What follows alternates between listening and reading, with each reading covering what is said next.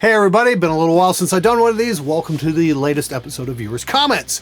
I'm going to take a look at a few of your questions and whatnot and answer them to the best of my ability. Before we get going on that, I just want to let everybody know that I now have the new version of the Stop Cupping the Mic Dumbass shirt on sale at the SpectreMedia.ca shop. I'd like to thank Mr. Jason Rains for his fantastic job on the artwork. Like I said, $16, $10 shipped anywhere in the world, and I've got stickers on sale too, so check it out. Anyway, on first question. Most drum samples are just plain shitty? LOL. Can't accept the truth that they're great tools, huh? Like them or not, people love them and use them. Now you sound like a deluded man.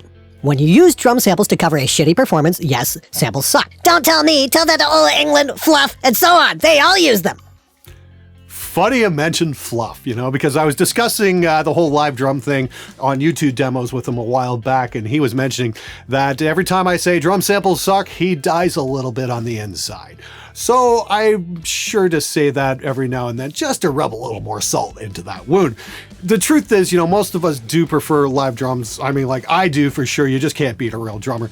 And I think a lot of the guys use samples not so much because they desire to use them, but it's more of a convenience thing. I can't say anything for sure about Ola.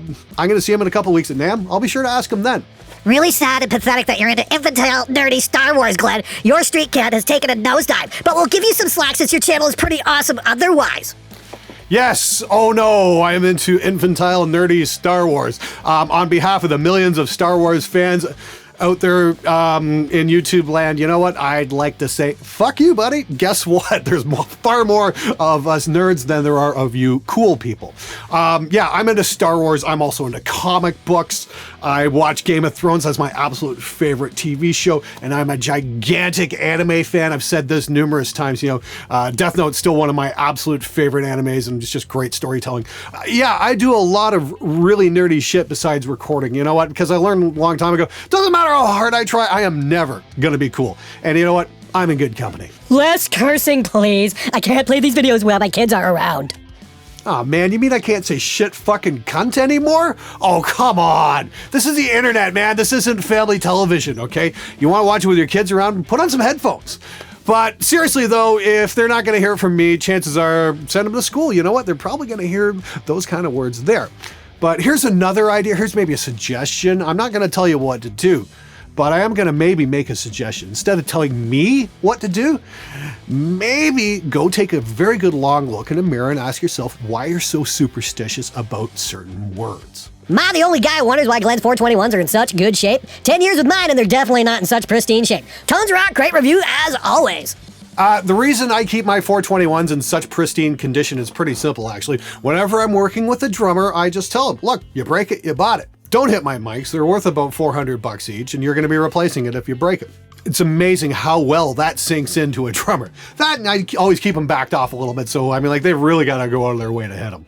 You get the occasional glancing blow. I've seen them marked up a little bit, but they're in pretty good shape. Just like I said, just tell them, hey, you fucked this up, you're going to pay for it, and you won't be getting your record till you pay for it. Works every time. How is this effect with a couple of i5 from Onyx? Does the Wilkinson clip work on them? Okay, that's a really good question. I was actually wondering if I could mix and match some mics with the Wilkinson clip. Unfortunately, it doesn't look like it. The capsules don't quite line up if you're doing two, like an SM57 and an i5, and it looks like, the i5 capsules will definitely mismatch as well. So the Wilkinson clip is definitely a one-trick pony. So there you go. You're probably better off using two mic stands or a stereo bar. But as far as using 257s, yeah, the Wilkinson clip has been a magnificent solution for doing the Fredman technique. I've been using it for the last few days and just been getting some outstanding results. It's so easy to set up, just bam, bam, bam, done. No dicking around, no problem.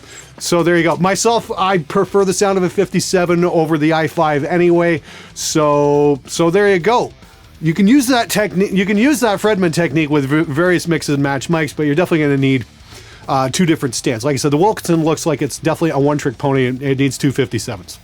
Hey Glenn, I need your about picking my first budget audio interface. I was thinking about the Lexicon Alpha. Wanted to hear your opinions about it. It's not that expansive in a beginner. Is it a great way to start? The Alpha looks like it only has one mic input, and I know that wouldn't be enough for me. I wouldn't really recommend that to a beginner either. I'd recommend a minimum 2 mic inputs, preferably 4, especially if you want to start experimenting with live drums. 2 mic inputs isn't even enough to do the Glenn Johns technique. You need a minimum 3 mics for that, and preferably 4. So I'd say start with a 4-channel interface. That'd be my guess. But I mean, if you're just doing single stuff, you're doing like guitar demos with samples and whatnot, that'll probably do, but you're going to wind up wanting to replace it down the road. So it really comes down to the question, how much do you really want to accomplish? Free society doesn't mean that you can insult anyone and they cannot talk back. It means that you cannot agree with someone's point of view, but respect it. I really don't like when someone's changing the freedom of speech definition to match their own point. Free expression does mean I can insult somebody's beliefs, especially if they can't back up those beliefs with any kind of evidence. They don't have to like what I say. I don't have to like what they say. That's how free expression works. That's why we have free expression. So we can say things other people don't like. But expecting people to respect your beliefs is absolutely delusional.